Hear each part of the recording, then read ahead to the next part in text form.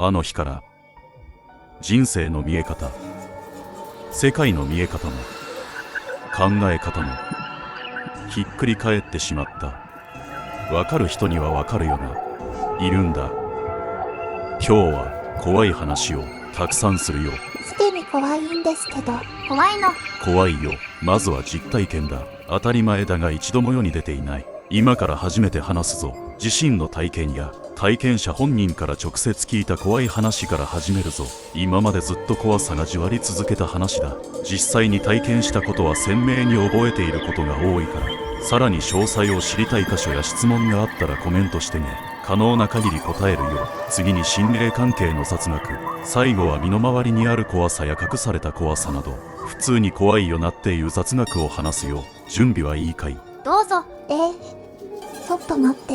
冒頭の雰囲気ですでに怖いって方は引き返してね。おしっこ漏らすなよ。どうぞ。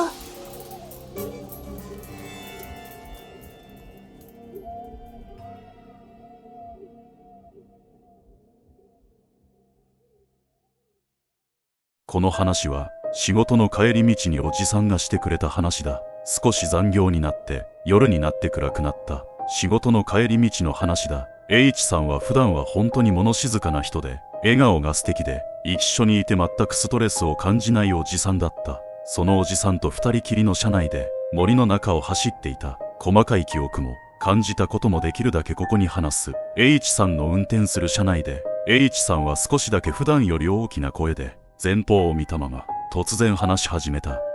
〇〇くんよ。そんな呼ばれ方をされたことがなくて少し驚いて返事をした。はい。1週間くらい前にあった怖い話してもいいか？怖い話大丈夫か？はい、怖い話大丈夫ですよ。1週間くらい前にな、出張で X 町に行ってたんだよ。そこで泊まりで何日か同じ現場だったんだけどな。そこから Y 市の現場に行ってな、仕事が終わって X 町に戻っていたんだよ。X 町で寝て起きたら Y 市に仕事に行って X 町に戻ってくる感じですか？そうだそうだ。 X 町という地名はうっすらと知っているような地名だった。〇〇くんはその間の峠を知ってるか？すいません、知りません。長い峠なんだわ。すごく険しいとこでな、森がずっと続く峠でな、峠を抜けるのに車で1時間くらいかかるんだよな。そんな峠でよ、道路しかないんだぞ。真っ白な服を着たお嬢さんが道の横に立ってたんだわ。びっくりしたからすぐにバックしてな、話しかけたんだわ。こんなところで何してるんだいってな。そしたらそのお嬢さんなんにも言わなくてよ、指さすんだわ。あっちってな。そんでよ、こんなところにいたら大変だってな。車乗りなさい。連れて行ってあげるからって後ろに乗せたんだわ。乗せたんですか？そうだ。なんにもないところだからよ。何かあったのかと思ってよ。そんでな、車走らせたんだわ。だーっと走っててもな、なんにも言わないんだわ。バックミラーでたまに確認してもよ、ずーっと下向いとんだわ。髪が長くてよ、白い服着ててよ。峠を抜けたからよ、こっちで合ってるかいって言ったらよ、あっちって指さすんだわ。そっちなら X 町かい。そこの駅に送ればいいかい。そこでご家族に電話するかいって言ったらよ、うなずいたんだわ。そんでよ、X 町の駅まで着いてよ。着いたから、着いたよって、そこに電話ボックスあるよって振り向いたらよ、いないんだわ。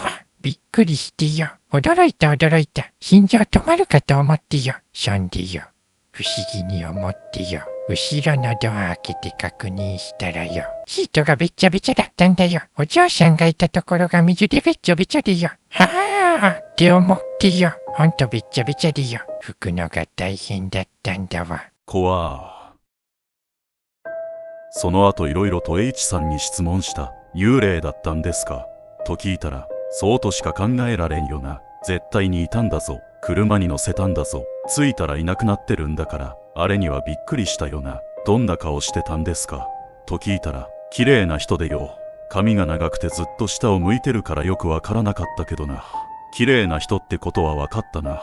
雨が降っていたかも聞いたが、降っていなかったと言っていた。この時の話と H さんの口調がずっと頭の奥から離れず、大人になり、車を運転できるようになり、その場所へ行く機会があった。驚くことに、話していたすべての街の位置と峠の険しさも話していたままで、X 町の駅の前には本当に電話ボックスもあった。しかも後から知ったことだが、その電話ボックスも有名な心霊スポットだった。峠には断崖絶壁があったり、すぐ左は断崖絶壁で下は海、右は山、ずっと深い森が続いていて、人が歩くわけもない。絶対に歩くわけのない一本道で、もちろん家もお店も全くない。街灯もなく本当に真っ暗闇。それが1時間続く。これが実際の峠道だ。つい先日、この動画のために撮影してきた。映像開始後すぐにハイビームにしたのがわかるだろうか。ハイビームでこの暗さだ。冬なので今は雪があるが、H さんの体験は夏の暑い時期だった。街灯もない真っ暗な道が続き、断崖絶壁と森が広がり、断崖の下には海が広がっている。絶対に助からない高さの絶壁が続く。たくさんのトンネルがあり、深い山だということがわかる。この動画の冒頭のトンネルは、この峠のトンネルだ。撮影中に一つのトンネルで、映像が突然止まった。今流しているのがそれだ。フリーズした状態になり、帰ってきてから確認すると、音声はそのままだが、映像はフリーズしたままだった。自分で一時停止しているわけではない。ストレージの問題も全くない。完全に原因不明のフリーズが起きた。停止をタップしても反応せず、撮影中止もできなかった。あの峠にはやはり何かがあるのかもしれない。あれから何度かこの峠は通ったが、人が歩いているのを見たことはない。まして夜に歩くのは不可能だ。暗すぎるし危なすぎるし怖すぎる。かなり後に知ったことだが、この峠には他にも恐ろしい話がいくつかある。H さんは嘘をつくような人ではなく、むしろ正直者で、みんなから慕われていた。話口調も完全再現はできなかったが、割とあんな感じの人で、あの暗闇の深い森の峠で、真っ白な服を着た人を乗せた H さんの優しさと勇気にも驚く。振り向いて、いなかった時のことを思い出して、かなり興奮した状態で話していた。心臓が止まりそうになったと何度も言っていた。その時に聞いた話を、そこに呼ばれるように、そこに行く機会ができて、真っ暗で険しい峠や X 町の駅、電話ボックス、すべてを実際に確認できてしまったという話でもある。そのお嬢さんは車に乗せたことだけはないが、余談だが、H さんの風貌は、髪は白髪で、日本人の顔をしているが、青い瞳をしていた。ハーフやクォーターだったのかは今では謎のままだ。B ちゃんという2つ年上の職場の先輩がいた。B ちゃんと仲良くなり、2、3ヶ月が過ぎた頃の話だ。俺ってさ、霊感とか全くないんだけど〇〇くんにはある。僕もないです。そっか。最近めっちゃ変なこと彼女にも友達にも言われてさ。ええ、どういう話ですか？それがさ、友達と遊んでたらさ、彼女が怒ってるんだよ。嘘つき。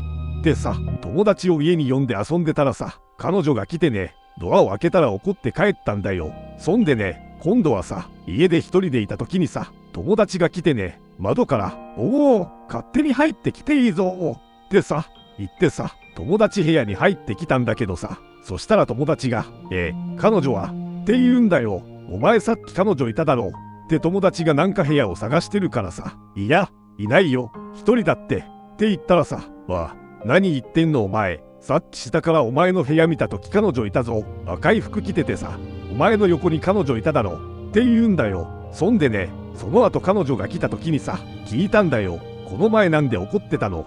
俺何もしてなくない？ってさ、そしたらさ、だって友達と遊んでるって言ってたのにさ、部屋の中に女の人いたでしょって言い出してさ、ってなってね、本当に友達と2人で遊んでたからさ、そしてさ、同じこと言うんだよ。友達と赤い服着た女の人がいたって。俺、霊感ないからさ、俺には全く見えないし感じないんだけど、どう思う？幽霊っぽいですね。金縛りってなったことある？ないです。夜に目が覚めちゃってさ、体が動かないんだよ。動けないからまたそのまま寝るしかないんだけどね、体が疲れてる時になることがあるみたいなんだけど、2日に1回くらいなってさ、これはおかしいなって思ってさ。とても明るい人で、いつもこんな感じの話し方なのだが、この話もたまに思い出すことがある。この人も嘘をついたり何かを隠そうとしたら突然静かになるような、正直さがにじみ出てるような人で、話し方もこんな感じなので本当の話ということは伝わり、話し方のせいで全然怖くなかった記憶があるが、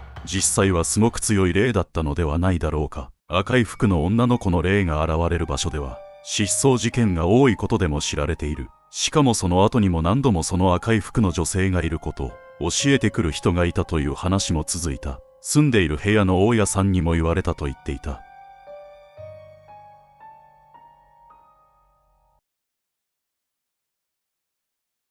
ここからは聞いた話ではなく実体験になる。5人とも生きててよかったと今でも思う話だ。中学2年生の時、友達 B と友達 A の家に遊びに行った。友達 A はいなかった。玄関先で対応してくれた友達 A のお母さんのテンションが高くて、ドライブしよっかということになって、友達 B と友達 A の小学生の妹2人と5人でドライブに行った。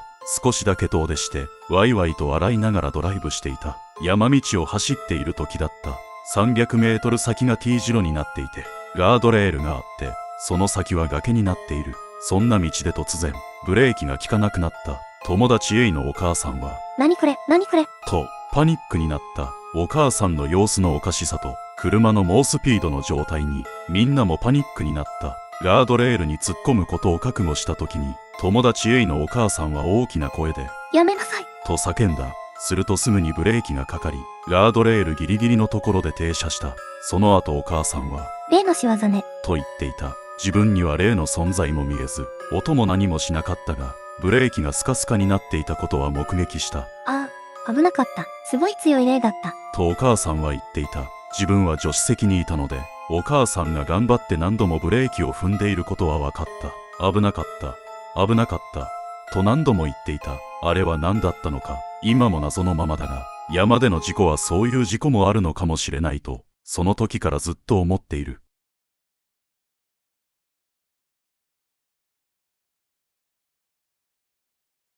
次も実体験になる。そして先ほどの友達 A のお母さんも同じ体験をしていて、この体験をした後にその存在の話を聞いてみたが、詳しかった。皆さんは道を歩いている時や、自転車に乗っている時、車に乗っている時に、真横を見ることはあるだろうか。真横を見ると、建物と建物の隙間を通り過ぎるほんの一瞬、遠くまでその隙間が見える。そこで黒い影が見えることがあるのを知っているだろうか。見たことのある人は、あれのことね、とわかるとは思うが、一時期、周りのみんながそれを目撃する時があった。この体験も中学生の時だ。黒い影、と名前を付けられたその存在は、ビルの隙間の影や、家の隙間の影に潜んでいる。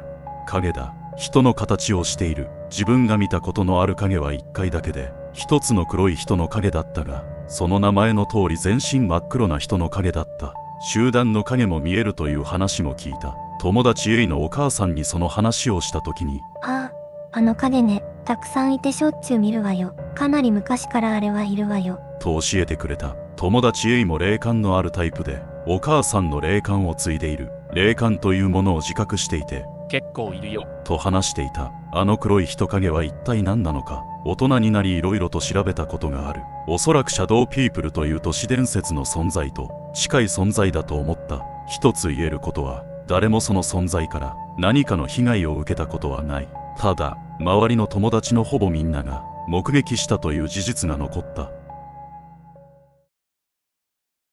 次の話も実体験だ。自分の体験した中の怖さのランキングでは5位以内に入る話だ。大人になり、活動の幅が広がり、いろいろなお店に知り合いができて、知り合いのお店にいた時の話だ。カウンターの席に一人で座っていた。そのお店に入ってから30分ほど経った時に、一人の女性が近づいてきて、横に立ち、顔を近づけてきた。君と話がしたい、と言われた。その時だ。その女性の両目の瞳孔が縦に縮んだ。一瞬で自分の思考は停止した。その女性はその後も何かを言っていたが、頭に入ってこなかった。何を話していたのかは今もわからないし覚えていない。君はなんとかかんとかだからなんとか、みたいなことを話していたのだけは記憶にある。直感で関わってはいけないと感じた。あの時の空気感は今でも忘れない。これは心霊系の話ではない。人間じゃない何かと遭遇したんだ。とりあえず今自分は生きている。その後すぐに店を出たのか、どうだったのか、正直覚えていない。機会があれば、過去の記憶にアクセスできるという、対抗催眠を受けてみたいとも思う話だ。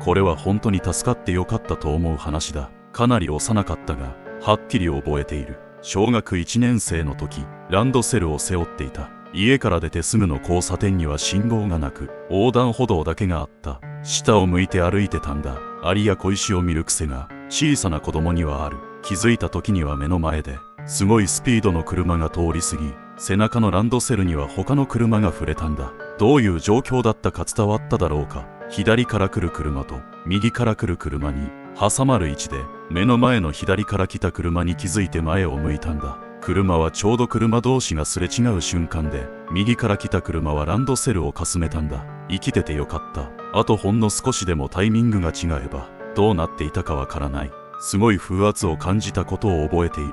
無傷で済んだ。こういう話は他にもいくつかある。あなたは守護霊に守られているとよく言われることがある。親からも言われ、他人からも言われることがある。今回のテーマとは少しずれてしまうので、こういう生きててよかったといった話も今後動画にしようと思う。チャンネル登録してくださるととても嬉しいです。瞳孔が縦に縮まった女性の話もそうだが、心霊体験よりも怖かった体験は他にもあるぞ。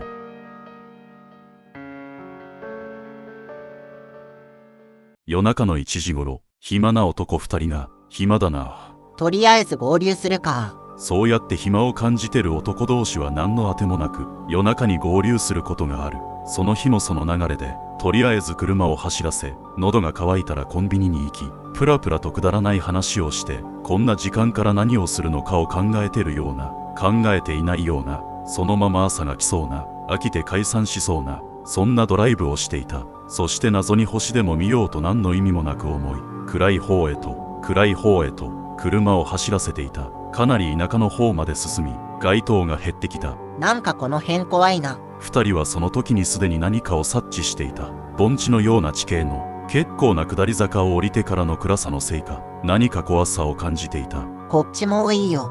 戻ろう。友達 C がそう言って、戻るかな、なんか怖いし、と思った時だった。そうだった。戻ろうと思った時だった。前方右側の家の前にある小さな家庭菜園か畑のようなところに、ぼんやりと暗く青く光るものが視界に入った。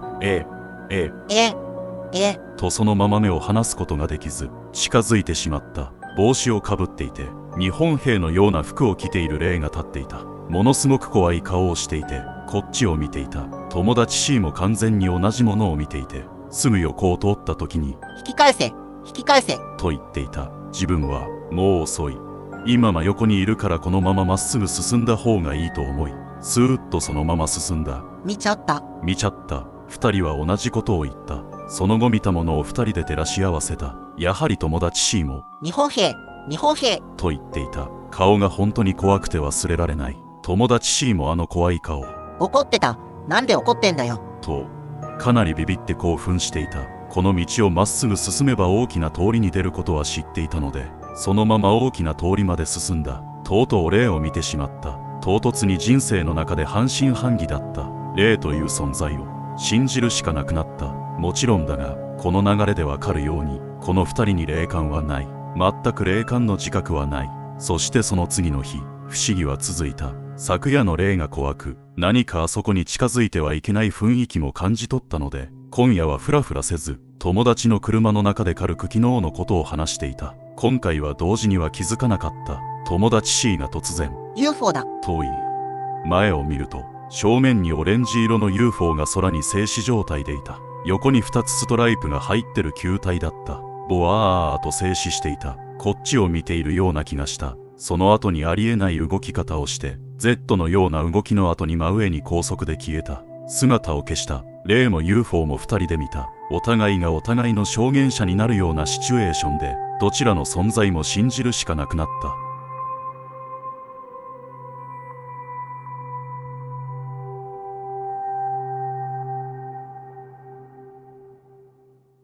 この話も実体験だ。知り合いに呼ばれて付き合いである仕事を経験した。それは廃墟のようになってしまった大きな屋内遊園地の施設を改装するために倉庫のようにもなってしまっていたその場所の大量の物や瓦礫を言われた場所へ移動させる作業で、窓が一つもなくほとんど暗闇のような広い場所、全員が頭につけたライトや手持ちの懐中電灯などで照らしながら作業するような現場だった。頭上も足場も危険なのでヘルメットをつけることは必須だった。改装するための資材を搬入したり処分するものを外に運んだり、作業員は何十人もいた。施設内は広いけど大量の瓦礫や物のせいで歩ける場所はとても狭い。知り合いがたくさんこの現場に来ていて、 R さんという先輩とコンビのような感じで仕事をしていた。明るい事務所から資材を担ぎ暗いその場所へ搬入をしていた時だった。狭い道は分かれ道がいくつかあり、手前のところとか奥のところ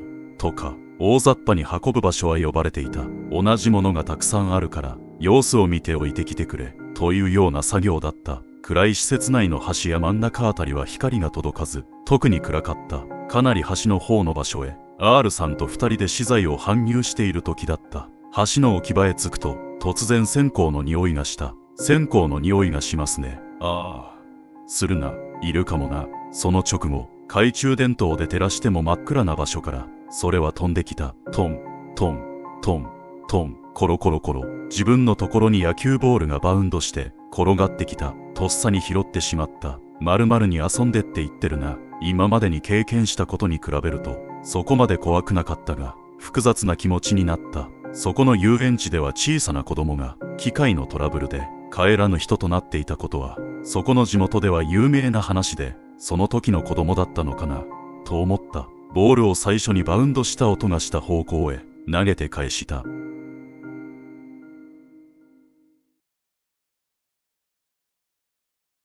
ここからは心霊雑学、肩の力を抜いてお楽しみください。心霊スポットで幽霊を見るよりも怖いのはそこに潜んでいる人間、その場所での生活を守るために襲ってくるかもしれない。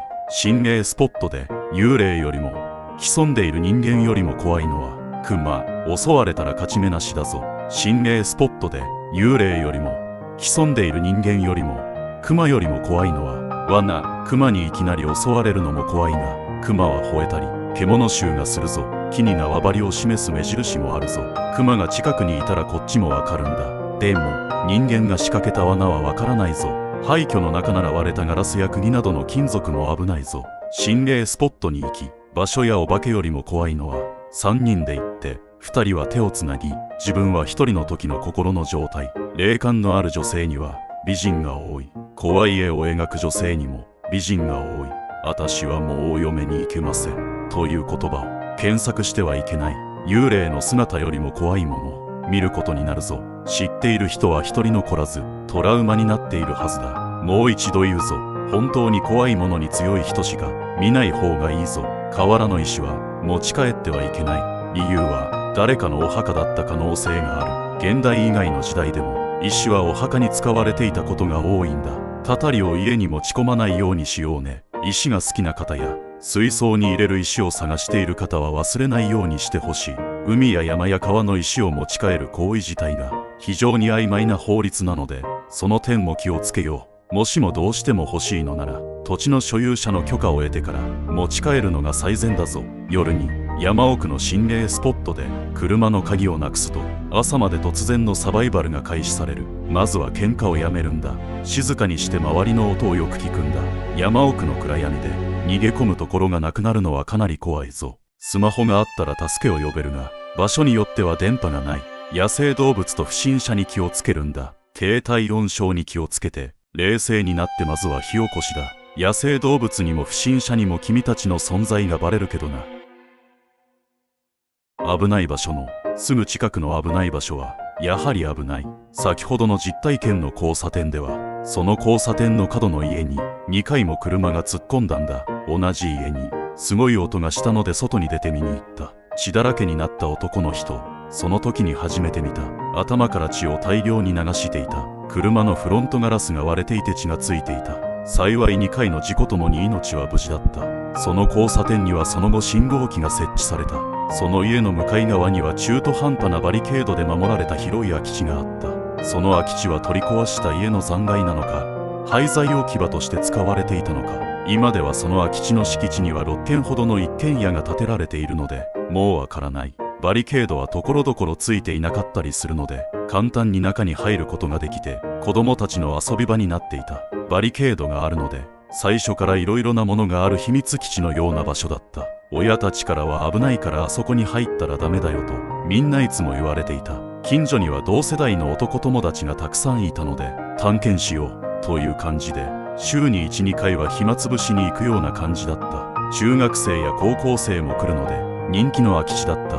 とにかく木材や鉄製の建築資材のようなものが山のように散乱していた。ドラえもんに出てくるような空き地ではない。足の踏み場もない場所なんだ。どこを歩いても危ない。地面は見えないような場所だった。小学3年生の時に3から5年生が突然仲良くなり大人数で遊んでいた。しばらく遊んでいると悲鳴が聞こえた。5年生の上級生が座り込んで泣き叫んでいた。靴を突き抜けて足の裏に垂直に太い釘が根元まで刺さっていた。それを見たみんなはここのリアルな怖さを知った。確かにここでは頻繁に怪我をしていた。服が破けたり滑って転んだり、転んだ時に手のひらに木材の破片がトゲのように刺さったり、鉄と鉄の間に足を突っ込んでしまって足が紫色になったり、そしてこの釘が刺さった少年は一番の大怪我だった。親たちは当たり前のことだがそこに入ることを強く禁止し、そこはその後整地され住宅が建ち始めた。もう一つ忘れられないのは自分は雨でびちょびちょになるのが子供の頃大好きで水たまりも大好きで、いつものように雨の日にちょっと外行ってくる。どこ行くのと言って家を出て上を向き顔に雨を当てて散歩に出た。歩き出して1分も経たないうちにものすごい爆音とともにあの交差点のど真ん中に雷が落ちた。一瞬すごく明るくなり衝撃があり、上空の雷の存在はその時にはすでに知っていたが、目の前で見た雷は自分の思っていたよりも太かった。びっくりして家に帰って親に説明したら、感電しなくてよかったねと謎のことを言われた。感電。皆さんには今思い出してみてこういう場所の記憶がないだろうか。今思えばあの交差点は他の場所とは明らかに違っていて、事故や怪我や不思議な自然現象が多発する場所だった。その辺りは何か危ない雰囲気がすると近所のみんなが思っているような場所だった。自分はあの空き地にもともと何があったのか、何か事件があったのか、今ものすごく気になっている。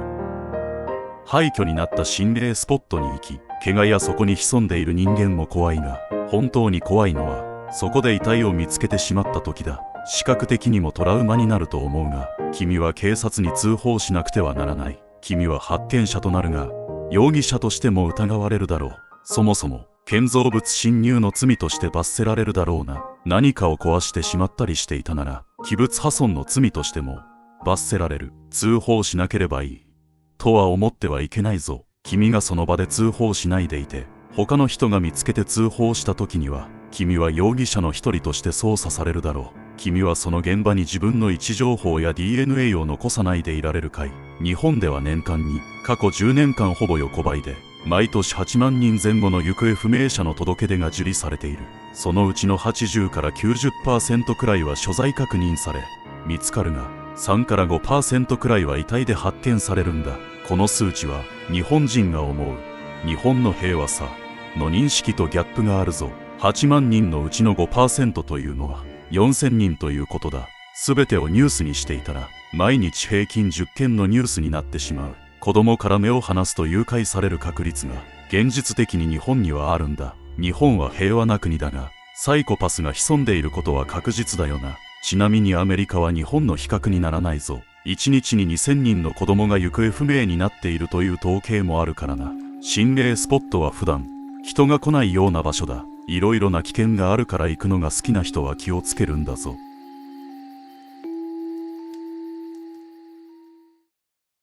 霊にはいい霊もいる。確実に。霊には匂いがある。霊には音を出す者がいる。霊には構って欲しそうな霊もいる。霊には驚かしてくる者がいる。驚かすと言っても危険なことではなくお茶目なことをしてくる霊もいる。でもされると結構トラウマになる。このいたずらをされた話は次回の動画で話そうと思う。幽霊はいる、見たらいるとしか言えない。 UFO もいる、見たらいるとしか言えない。人外もいる、あったらいるとしか言えない。かなりトラウマになるぞ。幽霊はいないと自分にも他人にも嘘をつくことは可能。幽霊を見たことのない人にはいることを完全に理解することは不可能。幽霊を見ていない人が幽霊はいないということも正当。見ていないということはいない。理論的にもそれが正解。あんな謎の存在がいるわけないと、ありえるわけないと今でもいつでも思う。でもいる、いた。基本的に霊の話は見たことのある人にしかしない方がいいと思う。見なければ完全に理解不能で、見ても完全に理解不能だから、ただ忘れることはない。霊の色は青。全身が同じ色合いでうっすら光っている。光り輝いているわけではない。ぼんやりと光っている。光量は真っ暗にした直後の蓄光の夜光塗料より少し暗めの光り具合。ホログラムのような感じで少し透けていて明らかに霊だとわかる。色合いと透け具合は日本兵の霊でできる限り再現した。実際に見た日本兵はもっと痩せていてもっと背が高かったが、霊に会うと怖い。目が離せなくなる。通り過ぎてもそのままそこにいた。ずっとこっちを見ていた。バックミラーにも映るかどうかの確認をする余裕がなかった。そのまま振り返って肉眼で確認した。すぐ後ろにいたりしたら怖いので、いた場所から動かないかを確認したくなる。日本兵の幽霊はその場から一歩も動かなかった。直立不動だった。霊の表情はわかる。はっきりとわかる。服も着ている。黒い影。シャドウピープルと幽霊は全くの別物。幽霊にもいろんな種類があってもおかしくないと思うが、とにかく怖い。今までに命の危険を感じたことは何度もあるが、思考や体の反応が似たような感覚になる。シャドウピープルを見た時はゾクッとした程度だった。幽霊は体感する感覚のレベルが全然違う。幽霊を見ても特にその後の生活に変化はない。あの後に病気をしたり怪我をしたわけでもなく生きてます。よく言われる守護霊に守られているのかもしれません。しかし白い服を着た女性を車に乗せた H さんはあの後に病気になった。赤い服を着た女性が隣にいた B ちゃんは彼女に振られた。かなり泣いていた。幽霊と思われる存在との因果関係はわからないが、幽霊としての目撃事例のある有名人は数えきれない。特に有名な海外と日本の事例を目撃された場所と目撃事例とともにご覧ください。気になった方は調べてみてね。美しき女霊マリリン・モンロー。彼女が住んでいた家や映画のセット、彼女がよく泊まったロサンゼルスのホテル、心霊写真、物が動く、ドアが勝手に開いたり閉じたりする、霊気を感じる、異常な音。彼女の霊が目撃された際、金髪の女性が現れるという特徴が共通する。いわゆるモンローの微笑みを浮かべているとも言われている。オードリー・ヘプバーン。彼女が住んでいた家や映画のセット、映画の舞台、撮影現場、彼女が訪れた慈善団体や施設、病院、家の中で何かが動く音、誰もいない部屋から現れる霊気。病院では優しい笑顔の女性の霊を目撃したと報告があり、他の患者と一緒に現れた。気高き団霊宮本武蔵。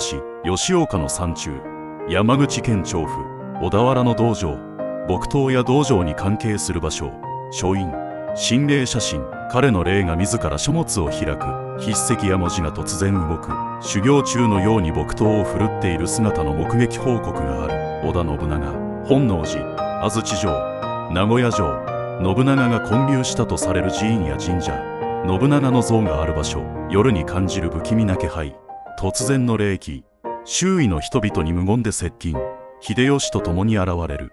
最も有名な目撃談が本能寺で、霊的な現象が続出した。刀を持ち静かに佇んでいる姿。鉄砲や刀を持ち騎馬に乗って現れる。彼の霊が夜に出現し家臣たちを励ましたという話もある。豊臣秀吉、大阪城、茶室、高大寺の秀吉の墓。心霊写真。突然の冷たい風、夕暮れ時に不気味な気配。夜になると秀吉の姿や声が聞こえる。不明な戦火や煙。信長と共に現れる。家臣に取り付く。家康に取り付いたとされる伝説もある。徳川家康、日光東照宮、大阪城、夢の中、心霊写真、不気味な霊気、霧が立ち込める、戦に干渉、彼の霊が現れ予言、幕府の安泰や政権の存続に関する示唆を与える。日光東照宮などで撮影された写真には、白い霧や不明瞭な影など家康の霊らしきものが写り込んでいる写真の報告が多い。スターの断例。エルビス・プレスリー、グレースランド、彼のお墓、ラスベガスのホテルやカジノ、心霊写真、不思議な暖かい風、冷たい空気、突然の足音、手のひらを感じた。墓周辺の草木が揺れた。青い月の夜が聞こえた。キャントヘルクフォーリングインラブやビバラスベガスが無人の部屋から聞こえた。壁に彼の姿が映った。彼が歩いているのを見た。夜間にグレースランドを訪れた人々がエルビスの姿を見た。彼の歌声が聞こえた。彼が着ていた衣装や愛用していたサングラスが浮かび上がっている写真はファンの間で特に人気があり神聖視されている。彼は子供を訪れた。父親が温かい微笑みを浮かべながら自分を見守っている姿を目撃したと子供は語っている。ジョン・レノン、ニューヨークのダコタハウス、セントジョンの墓地、夢、心霊写真、ダコタハウスの近くで彼の姿を見た。彼の歌が突然流れ出した。彼の顔が写真に映り込んだ。その写真では特徴的な眼鏡と表情が確認できた。ファンとの対話。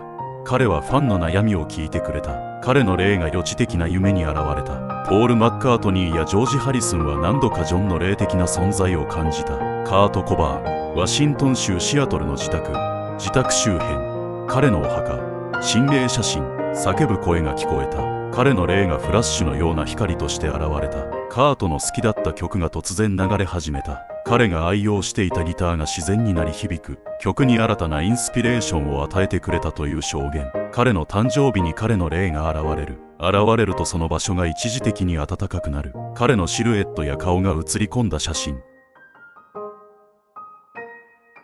他にも数えきれないほど有名人の霊が現れた事例は存在する。語りきれないので早足でもう少しだけ紹介すると、ヘンリー8世、ハンプトンコート宮殿、ロンドン島、ウィンザー城。彼の霊はその威厳や体格を示す特徴的な姿で現れる。目撃談は今なお続いている。アンブーリン城、ロンドン島、ハンプトンコート宮殿。ハンプトンコート宮殿の廊下、突然の霊気、霊的な圧力、首がない姿で現れることが多い。ゴッホ、フランスのアルルにあるゴツホの家、アムステルダムのゴツホ美術館。ゴツホの霊が現れると部屋の中で風のような音やささやき声が聞こえる。苦悩や精神的な状態を反映するような現象が報告される。ナポレオン、セントヘレナ島、パリ、コンコルド広場、ナポレオン凱旋門周辺。霊が現れる前に異常な静けさが訪れる。ナポレオンの霊は兵士たちの足音と共に現れる。霊が現れると暗く冷たいオーラを放つ。霊が現れる場所では冷たい空気や不安感を感じることも多かった。モーツァルト、ウィーンのモーツァルトハウスに頻繁に現れ、部屋の中を歩き回ったり、ピアノの音が響く。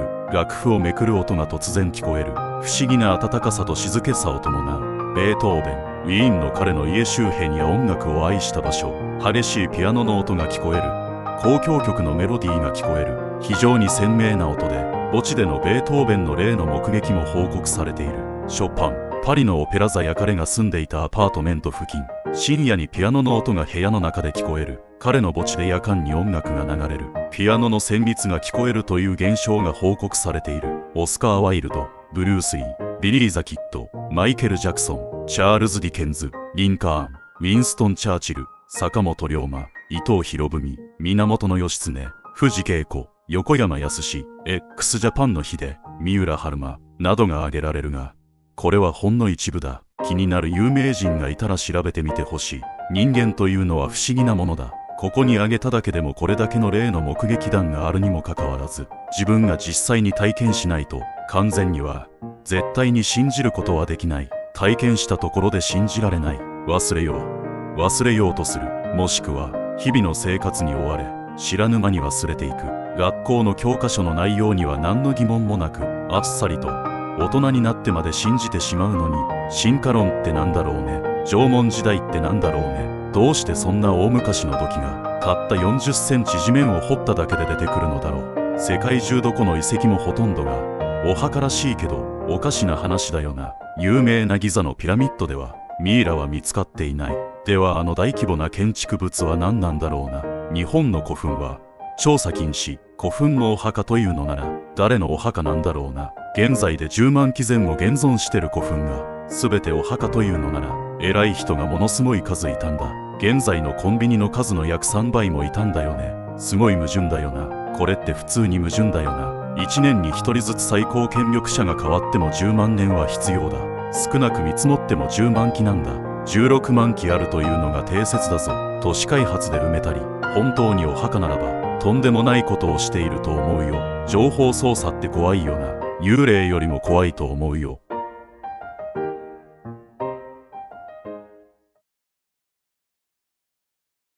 ここからは身の回りにある普通に考えると怖い話をするよ。実はここからが一番怖い話だ。おしっこ漏らすなよ。膀胱破裂に気をつけるんだぞ。ここからなの。電子レンジは日本人が思っているより人体に悪影響。ロシアでは1990年まで国家レベルで禁止されていた。購入しただけで逮捕されたんだぞ。危険性を全て解説するとこの動画1本では収まりきらないので、重大な危険性を少し話すと、発がん作用がある食べ物に変化することは疑いようがない。特に肉類には D ニトロソディンタノラミンというよく知られた発がん性物質が発生するぞ。今では忘れ去られたことだが、電子レンジを使う主婦の間で白内障が多発して社会問題にもなったんだぞ。どんなマイクロ波を使っているか知っているだろうか。24億5000万ヘルツという想像しにくい数値のマイクロ波だ。マイクロ波は電磁波の一種でレントゲンなどに使われる X 線も電磁波だ。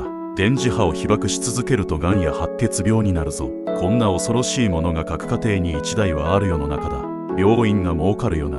コンビニで誰かが温めてるときはコンビニの隅に逃げるんだぞ。電子レンジとの距離が近ければ近いほど被爆するぞ。スマホやドライヤーでも被爆はするが、電子レンジは電磁波の被爆レベルが違うぞ。電子レンジはさっさと捨てよう。今捨てよう。タイパやコスパを考えてしまう方は、病院に行く時間や費用も計算に入れてみよう。一旦動画を止めて、捨ててくれ。持っていなければ 100% 使用不可能だ。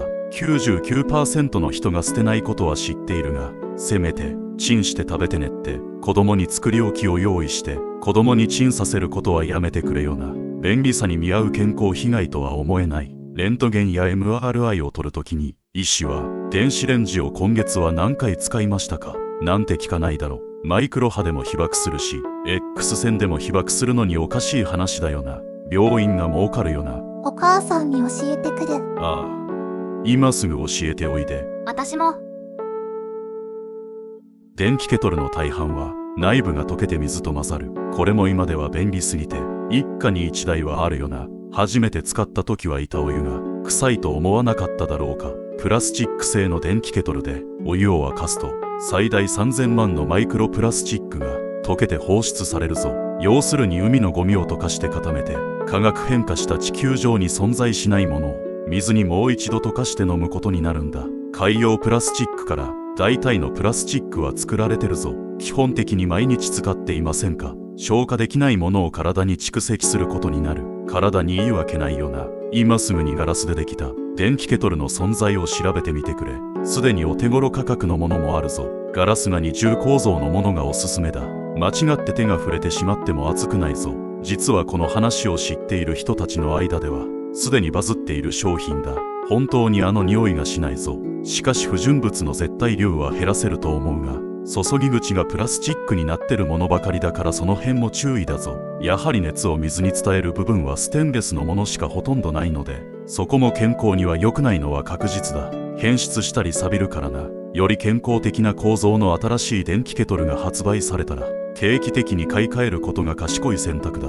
タイパとコスパよりも健康を気にする方には南部鉄器がおすすめだ。お湯を沸かす時間はかかるが、これより上のものは現在少ないだろう。一旦動画を止めて、内部がプラスチック構造の電気ケトルは捨ててくれ。持っていなければ 100% 使用不可能だ。99% の人がそのままでいいやと思うことは知っているが、せめて電気ケトルで沸かしたお湯で赤ちゃんのミルクを作るなんてやめてくれよな。お母さんにお年玉を使って買ってあげる。ああ、今すぐ買ってあげるといいよ。私も。カップラーメンにお湯を注ぐと容器のプラスチックが溶ける。中身をすべて取り除いてお湯をかけるとわかるよ。音を聞いてごらん。匂いを嗅いでごらん。内部がプラスチックの電気ケトルと同じように体に言い訳がないよな。プラスチック製の電気ケトルで沸かしたお湯をカップラーメンに注いだらダブルパンチのマイクロプラスチックだよな。農薬や放射性物質の抜き方や薄め方も一応はあるから長くなってしまうので、それはまた今度。缶ジュースや缶ビールの缶も内部で溶けてる。特に缶ビールなどはアルミとアルコールがずっと触れ合っている。溶けないわけがないよな。瓶ジュースや瓶ビールをおすすめする。味も美味しいぞ。自動販売機の便利さの表面的な優しさの裏には健康被害なんて記載されてないぞ。納豆は選ばないとがんになる。知らない人にとっては衝撃だよな。健康を意識して食べてる納豆がまさかの発がん性物質を含んでいる場合があるなんてな。たった何十円かのコスパ重視が健康になるかがんになるかの選択なんだ。遺伝子組み換えをしていないものを選ぶんだぞ。遺伝子組み換えを企業はどうしてするかというと、農薬を大量に散布しても枯れなくするためだ。農薬に何が含まれているかをどれだけ残留するかを知ったら、そんな大豆を使って作られた納豆の危険性がわかるぞ。確実に発がん性物質が含まれている。病院が儲かるよな。近年表記方法が変わったせいで現在かなりの数の日本人がこのがん納豆を普通に食べている。日本に流通している 84% の大豆が遺伝子組み換え大豆だからな。これについても奥が深いから重要なことだけ伝えておく。アメリカと書かれていないものを購入するんだっていうのは嘘さ。嘘だったの？嘘さってのが嘘だ。さあどうだろうね。忘れて。すべてフィクションさ。どこからどこまで？内緒。嘘さってのが嘘だ。さあどうだろうね。宿題だ。一つ一つ調べてごらん。自分で調べておしっこ漏らすなよ。健康に生きたい方は電子レンジ、電気ケトル、カップラーメン、缶ジュースや缶ビール、納豆、どれも危険な罠があることを忘れないでほしい。幽霊よりもクマよりも怖いぞ。まだまだ他にもあるけど今日はこの辺で。またね。またね。またね。スマホは遠くに置いてから寝るんだよ。